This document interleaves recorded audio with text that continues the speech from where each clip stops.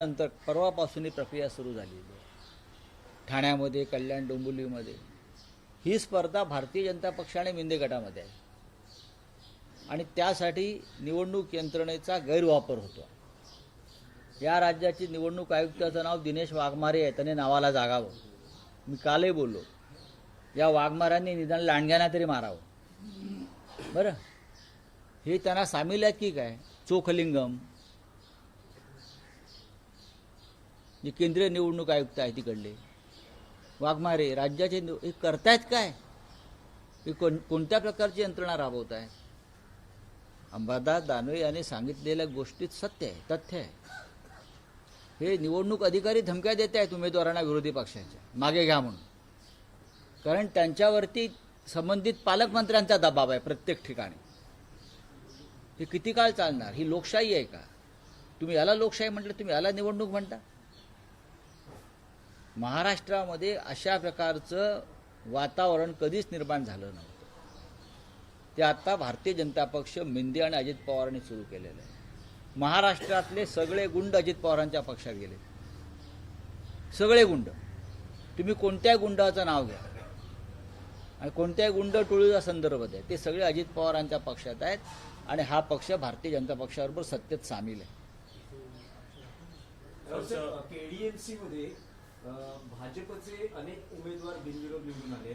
तिथे ठाकरे बंधूंचे उमेदवार होते का आणि त्यांना काही धमक्या आल्या का? तुमच्याकडे धमक्या सर्वत्र आलेल्या आहेत. जळगाव, पुणे, संभाजीनगर, मुंबईत धमक्या देत आहेत. पण त्या धमक्यांना भीक घालणारे आम्ही नव्हे, अजिबात नाही. आम्ही तुमच्या छाताडावरती उभं राहून भगवा फडकवू, हे मी तुम्हाला आत्ता सांगतो. मुंबई आणि ठाण्यामध्ये त्यांच्या पायाखालची वाळू सरकलेली आहे. मुंबई ठाण्यामध्ये. त्याच्यामुळे त्यांनी हे उद्योग सुरू केले. राहुल साहेब, आज उद्धव ठाकरे, आदित्य ठाकरे आणि अमित ठाकरे, ठाकरे बंधूंच्या उमेदवारांना एकत्रितरित्या शिवसेना भवनात मार्गदर्शन करणार आहे. बरं, असं पहिल्यांदाच होतंय की अमित ठाकरे हे पहिल्यांदा शिवसेना भवनातही जातील, तर त्या निमित्तानं काय सांगा? आनंदाची गोष्ट आहे. 4 तारखेला सन्मान्य राज ठाकरे सुद्धा शिवसेना भवनात येत आहेत. वचननामा, जो संयुक्त वचननामा आम्ही प्रकाशित करतो आहोत, त्या संदर्भात काल उद्धवजी आणि राजसाहेबांमध्ये चर्चा झाली प्रदीर्घ काळ. त्यानंतर 4 तारखेला शिवसेना भवनामध्ये वचननाम्याचं प्रकाशन आहे आणि माननीय राज ठाकरे शिवसेना भवनात त्यासाठी उपस्थित राहतील. ही सगळ्यांसाठी, आमच्या सगळ्यांसाठी आनंदाची गोष्ट आहे. साधारण किती वर्षांनी राज ठाकरे शिवसेना भवनात येतील? त्यांना परवा हा प्रश्न विचारा तुम्ही. शिवसेना भवन हेच वचननामा जाहीर करण्यासाठी शिवसेना भवन हेच ठिकाण का निवडलं? प्रेस कॉन्फरन्स तर ब्ल्यू सीला झाली. शिवसेना भवनासारखी प्रेरणादायी जागा दुसरी या महाराष्ट्रात आहे का? जिथे बाळासाहेब ठाकरेंनी, हिंदुहृदय सम्राटांनी, शिवसेना प्रमुखांनी इथे बसून अख्ख्या महाराष्ट्राचं राजकारण केलं, मराठी माणसाच्या न्याय हक्कासाठी संघर्ष केला, त्यात राज ठाकरेसुद्धा सहभागी होते बराच काळ. त्या जागेशिवाय दुसरी कोणती जागा आमच्यासमोर दिसत नाही. आणि जिथे शिवसेना भवन आहे तिथे आता मनसेचा उमेदवार लढतोय ना. अरे विचार काय करताय? मी सांगतो ना.